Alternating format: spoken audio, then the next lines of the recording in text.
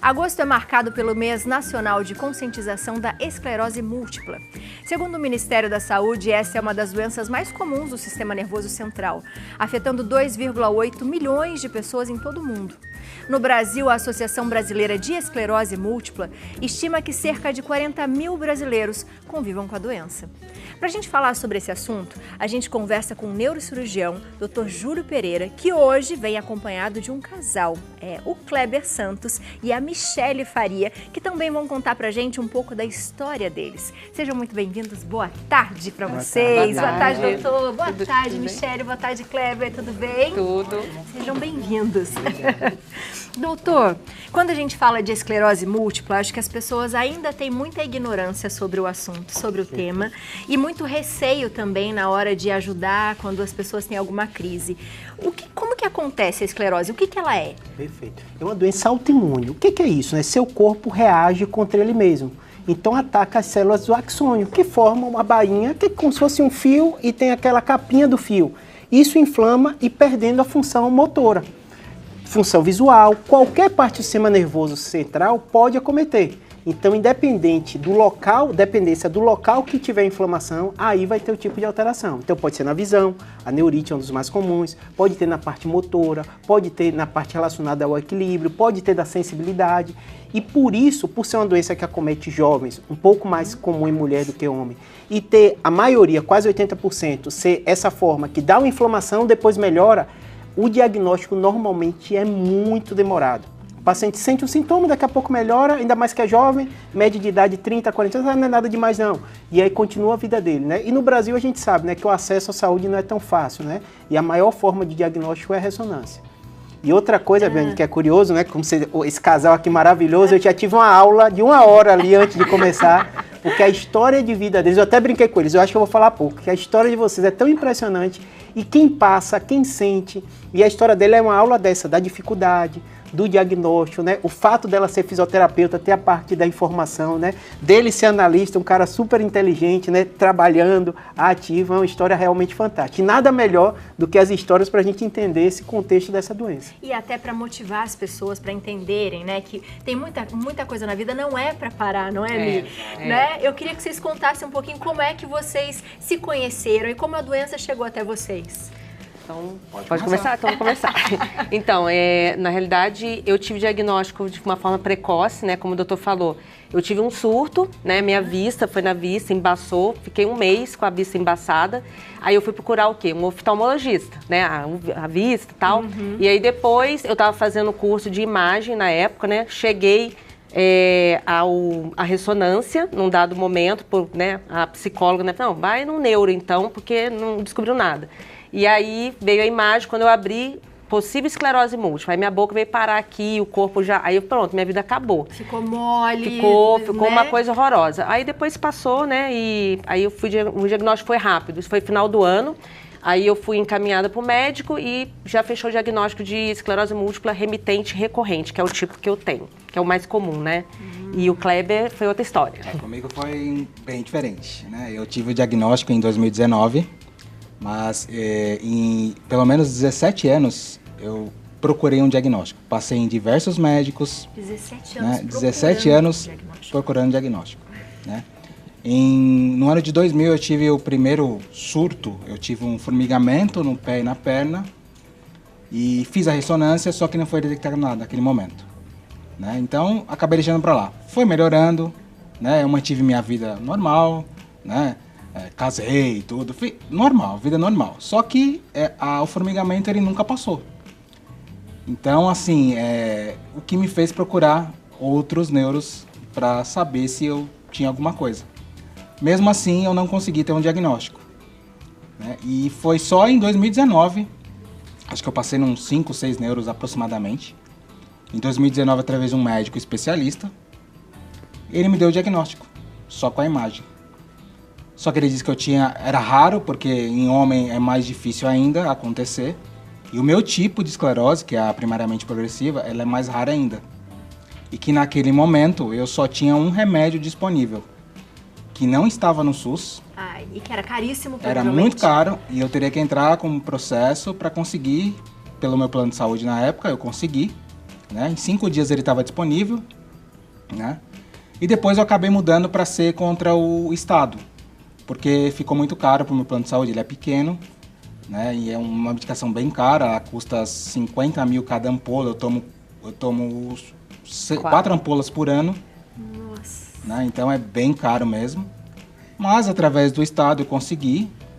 Claro que tem uns atrasos, infelizmente, né? Não deveriam ocorrer porque a gente não pode ter atrasos nas infusões, né? Inclusive a minha está atrasada agora, né? Eu teria que pegar o remédio dia 7, eles não disponibilizaram, não tem disponível, estou aguardando, né? E é isso. Doutor, eles falaram várias coisas que já geraram várias perguntas aqui. Primeiro, os tipos. Existem tipos, é isso? Perfeito, perfeito. O mais comum é o surto-remissão, remitente recorrente. Que basicamente é o que? A pessoa tem um surto dessa inflamação, o corpo ataca essa bainha, só que depois de um tempo desinflama. Por ela ser da área de saúde, ser física, ela notou que alguma coisa não estava legal e procurou ajuda. Talvez o diagnóstico dela foi rápido porque ela sentiu que alguma coisa não estava legal. E a forma mais comum é isso. Então dá um embaçamento da visão, a visão da dupla, fica dupla, mas não é algo inviável. Então muita gente tem isso e deixa para lá.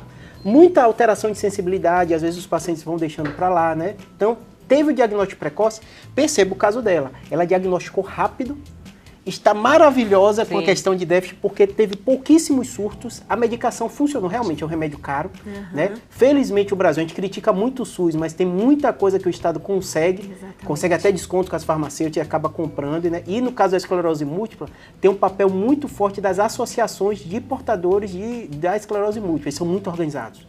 Né? Então é uma doença, para você ter ideia do impacto dela, uma das incapacitantes depois do trauma, mais comum em jovem. Então, depois de acidente, a esclerose múltipla se destaca. É mais comum em mulher e em período reprodutivo. Então, tem esse impacto muito grande. Período laboral, como os dois que trabalham, estão em plena atividade. Até né? os 40 anos, mais ou menos. Isso, é o mais comum, entre 30 a 40 anos. Né? E tem essa jornada deles, é bem interessante, porque você tem um negócio do impacto no momento ápice da produtividade. Né? Você em 2008, né, que você falou o diagnóstico. 2008. Né?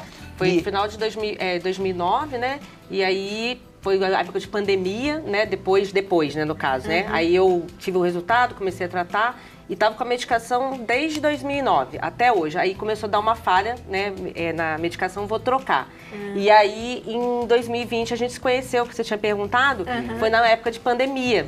Então, eu falei, quer saber? Eu trabalhava com idosos, aí na pandemia foi o que sumiu, né? Todo mundo ficou guardando seus idosos. Aí eu conheci pela internet, abri meu Instagram, aí começou, todo mundo que tinha esclerose chegava, a gente conversava, e aí a gente foi conversando, deu até hoje, a gente está aí com 3 anos juntos aí já, né? E a gente tem um trabalho no Instagram, né? Através do meu Instagram, Físio Michele Faria, e aí eu comecei a fazer atendimento com ele. Aí a gente tem uma live de segunda-feira que a gente eu atendo ele, né? E aí muitos pacientes, mas se identificaram com ele. Aí então a gente tem esse trabalho aí virtual, né? Tem outras questões também envolvidas que de um diagnóstico, né, que não é nada bom, né? Mas que trouxe, como a gente falou, resiliência, né? A gente modificou tudo e seguir em frente. O negócio é realmente a gente ter o diagnóstico precoce, entrar com a medicação, aproveitando agora no mês, né, laranja, né, vamos dizer assim, pra gente falar, porque é uma doença que poucos sabem o que é, ninguém conhece. E negligencia muitas vezes, exatamente. Né? Mas tem tratamento e tem jeito, né? E, doutor, quando ele fala que ficou 17 anos procurando um diagnóstico, quando se faz esse diagnóstico, provavelmente deve tirar outras dúvidas, né? Perfeito. Para depois chegar na esclerose. Talvez a demora tenha sido por isso, doutor? Como Perfeito. funciona? Primeiro aspecto, né? É uma doença de difícil diagnóstico, é uma doença rara. Então, quando a gente pega exemplo dos dois, né? Eles já tiveram diagnóstico. Tudo. A segundo aspecto, homem é menos comum do que mulher, e a primariamente progressiva não tem esse surto. Então, às vezes, o próprio paciente tem uma dificuldade. Imagine, você tem uma alteração de sensibilidade. Não é porque eu fiquei sentado de um jeito estranho. Muito tempo, ou eu dormi no meu braço. E o paciente, muitas vezes, eu acho que eu cocei o olho e minha vista ficou embaçada, 24 horas. Então, às vezes, o próprio sintoma, como ele depois melhora, a pessoa vai deixando para lá. Então, nessa jornada deles, eu achei bem interessante isso. E o outro aspecto, que eu estava até falando com ele, eu gosto muito do programa de Abiane, que ela é aberta, ela tem um público muito de idosos, e eles se identificam muito porque todo mundo vai passar na sua vida por doença. Todo mundo, se Deus quiser viver muito, que eu sei que é grande parte do seu público, vai ter algum déficit motor, vai ficar um momento da vida cadeirante, a gente está conversando isso um pouquinho lá fora, né? E essa história do paciente, a medicina é o quê? É sua arte de ver sintomas entender e tentar diagnosticar. Mas nada é igual a quem vive, né? Exatamente. E eles vivem isso, né? E isso que eu achei bem bonito na história que a gente tá contando lá dos bastidores, que é essa... E a dificuldade, ser cadeirante, como é que acessa aqui, como é que eu saio de casa, né? E essa história eles contam no Instagram deles, que eu acho bem bonita mesmo. Porque não é uma condição que já nasceu com o Kleber, né? Sim. Então ele conhecia o mundo, vamos dizer assim, com as suas próprias pernas, Exato. nesse sentido de fazer, ir e vir a todo momento, e de repente isso foi acontecendo aos poucos. E essa coisa da sua cabeça de falar, gente, eu tá com alguma coisa, eu não consigo descobrir o que é. Isso é muito estressante, né? Sim, com certeza, né? Todo esse tempo foi, assim, eu fui perdendo a mobilidade, eu tendo uma dificuldade para andar, tudo, né? E eu queria saber o que estava acontecendo comigo. Tanto é que, assim, para muita gente é assustador ter o diagnóstico. E para mim não foi, porque eu me senti aliviado. Descobriu o que eu 17 tenho, né? anos, agora eu sei o que eu tenho, eu posso tratar, né? Exato. É isso que eu queria. E o que ele fala é importante, né, doutor? É uma doença que não tem cura, mas ela tem um tratamento. Com certeza. Estamos vendo a Michelle aqui, né, o Kleber aqui. Como que funciona, doutor? Perfeito. O que acontece? A esclerose múltipla é uma doença que realmente, o fato de você tratar, você vai ter menos surto. Qual o problema da esclerose múltipla? É que no momento que você tem um surto, aquilo inflama o axônio e o neurônio perde a função. Então, se você tem menos inflamação, que o caso dela é o mais clássico, né, você não vai ter nenhum déficit. Por isso que a mobilidade, a função, ela diagnosticou rápido, teve poucos surtos tomando a medicação, só que é um remédio de uso constante, né? É um remédio caríssimo, né? Dá sintomas também, né? Sim. Baixa a imunidade, tem alguns aspectos, eles têm muita fadiga, Sim. muitas vezes, muito cansaço, a incidência de depressão, ela aumenta também, então tem vários aspectos, não só físicos, né? Mas aspectos emocionais que andam juntos, né? Mas uma vez dado o diagnóstico, a progressão da doença é de cada um.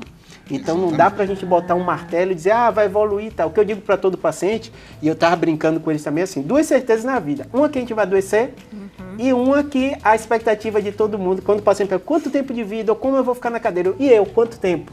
Ninguém sabe, né? Então você tem que viver um dia após o outro.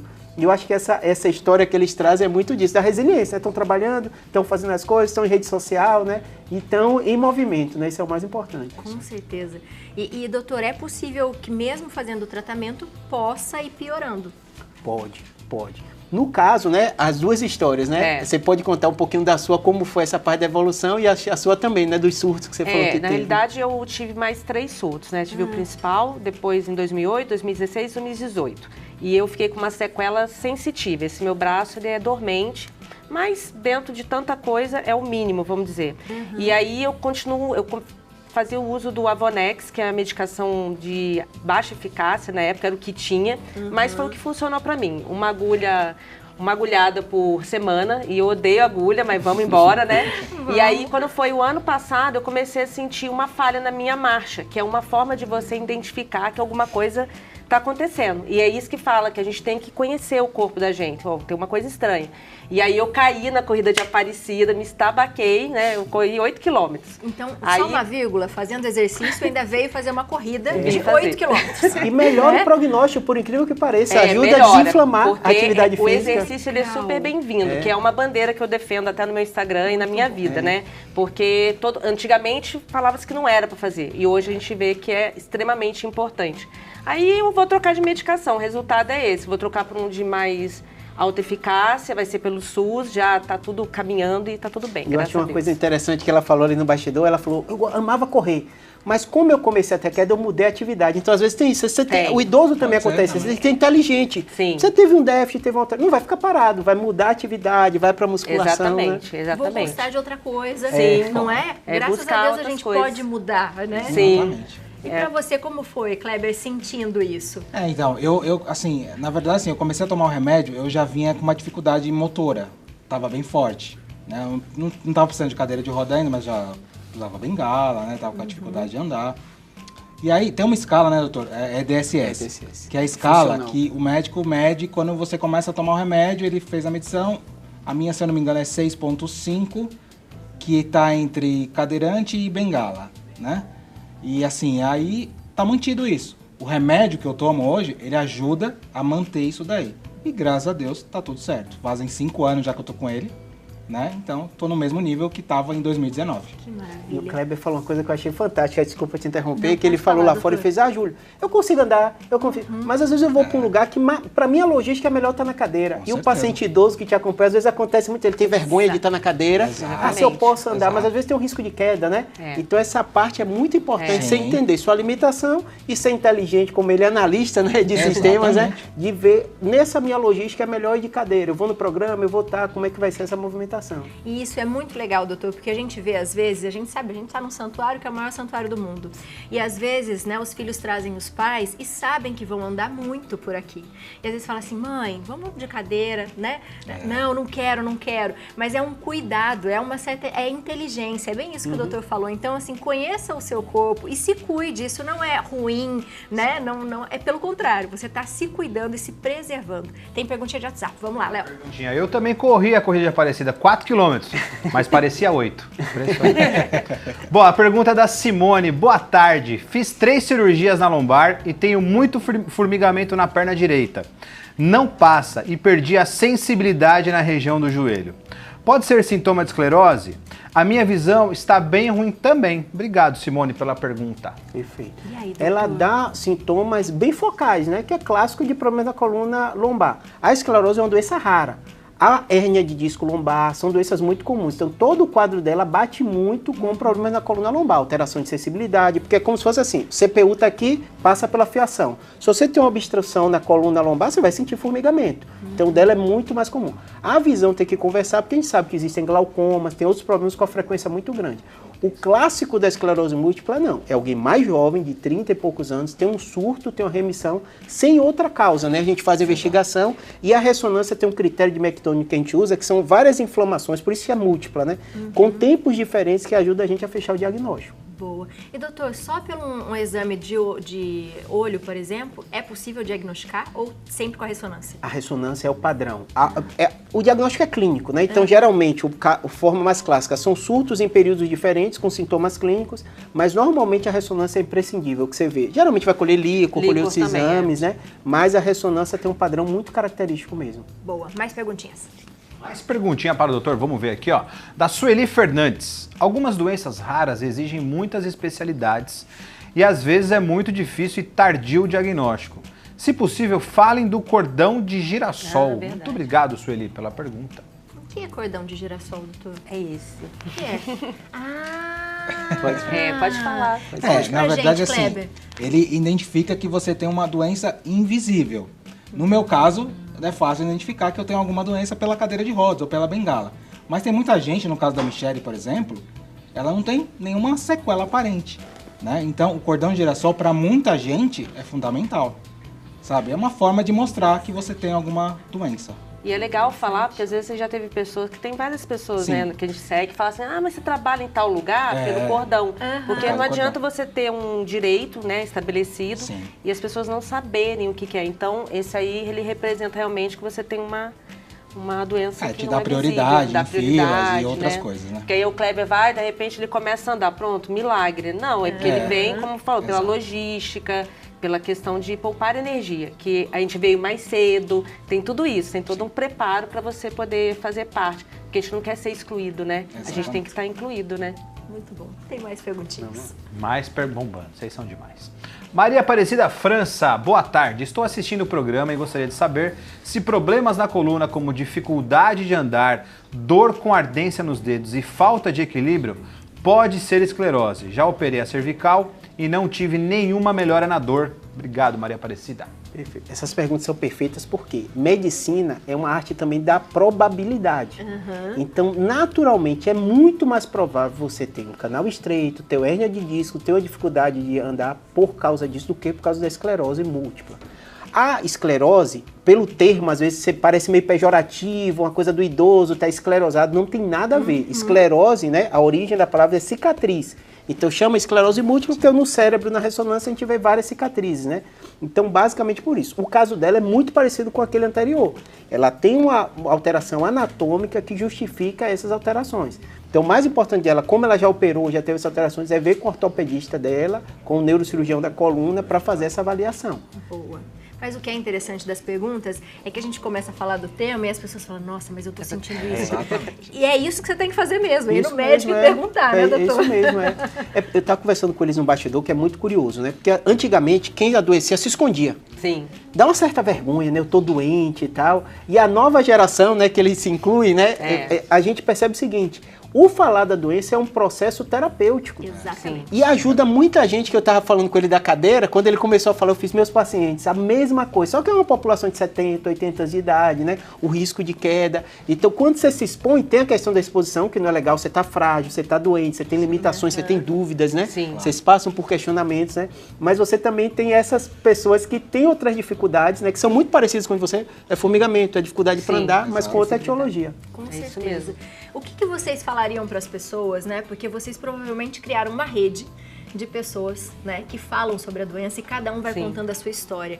E eu acho que isso é o que o doutor falou, é tão enriquecedor que, né, é muito mais amplo até do que a consulta, né, doutor? Com certeza. O que vocês falariam para as pessoas que recebem o diagnóstico? Porque eu sei, ninguém quer ficar doente. E quando a gente recebe, às vezes a nossa cabeça não deixa que o nosso corpo funcione. Eu acho que esse é o pior, né, funcionamento, a gente deixar a cabeça comandar tudo. O que vocês falariam para as pessoas? Assim, a gente tem umas falas nossas, assim, né, o que eu sempre falo. Que a vida realmente após um diagnóstico, isso é fato. Que a gente tem que acolher, é difícil, tem as fases, mas a vida. Sim. Então a gente tem que seguir, porque não dá pra gente parar, né? Independente, lógico que tendo uma rede de apoio isso é melhor ainda, mas a vida segue, então tem como. E o Kleber tem outra fala, né, Chico? A vida continua mesmo com o diagnóstico, né? Não é porque você teve um diagnóstico de uma doença ruim, né, que você vai parar de viver. Né? Ela continua, só que de uma forma diferente, né? Com as suas limitações, mas ela continua. É um dia de cada vez que a gente fala, que nem ele falou assim, a gente vai lá no programa. Se fosse ontem, ele tava com febre, não tava bem. Pior. Então, ontem ele tava pior, mas hoje ele tá melhor. Então, a gente tem todo um preparo para não ficar excluído de nada. Então, e saber que a população aqui na Aparecida é maravilhoso, de verdade. Porque a gente fala que é muito acessível, tem muita acessibilidade. Tanto a gente fez outro programa, veio aqui, então é bem preparado. Acho que todo mundo tinha que ter esse olhar também, né? Verdade. Para quem é diferente, vamos dizer assim, né? Agora que eu tô do outro lado, eu vejo quantas empresas, de uma forma geral, não olham para esse lado de acessibilidade, infelizmente.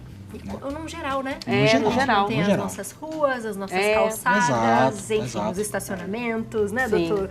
E se a gente for olhar, né, vocês têm uma doença rara, né? Mas se a gente for olhar o envelhecimento da população, está muito rápido. E o aspecto de acessibilidade, você pergunta assim, Júlio, o que você mais trata? Queda. Queda em quem é idoso, não é mais jovem que está caindo, não, porque ele não tem acessibilidade. Então, assim, esse tema, né? Independente da doença, o déficit neurológico aparece, né? São as doenças que mais matam, doença cerebrovascular, tudo isso. Então, às vezes a gente discute um tema, né? E vocês trazem uma lição tão grande de outras coisas. Eu sempre brinco com meus pacientes, tem dois aspectos. Você ficou doente, tem um lado emocional que não tem jeito, é o baque que ela teve, que você teve também, e o racional. O racional, eu falo para todo mundo, você teve uma doença, vai ter uma peninha em 1, 2 meses, depois você tem que resolver sua vida, que nem ela falou.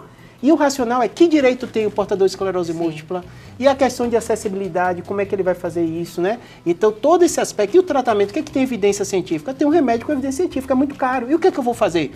Entrou na justiça, foi atrás do plano de saúde, depois foi atrás do Estado, conseguiu.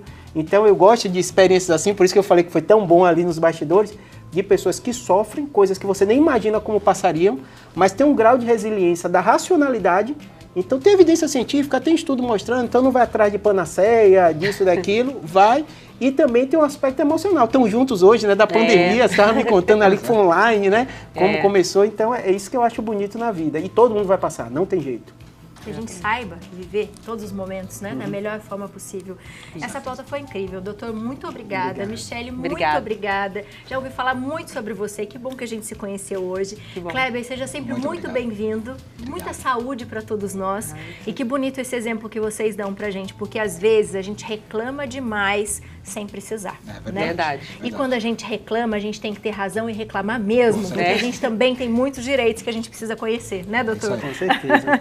Você de casa, aproveite para fazer perguntas para o doutor. Ele sempre tem muitos vídeos na internet, @neurocirurgiabr, o telefone é o 11 99503 8838 e, lógico, falar também com o Kleber e com a Michele, ó, @fisio Michele Faria, tá aparecendo para você aí na tela, e o do Kleber, @Kleber_, daí eu falo como? Chiu. Chiu. Chiu.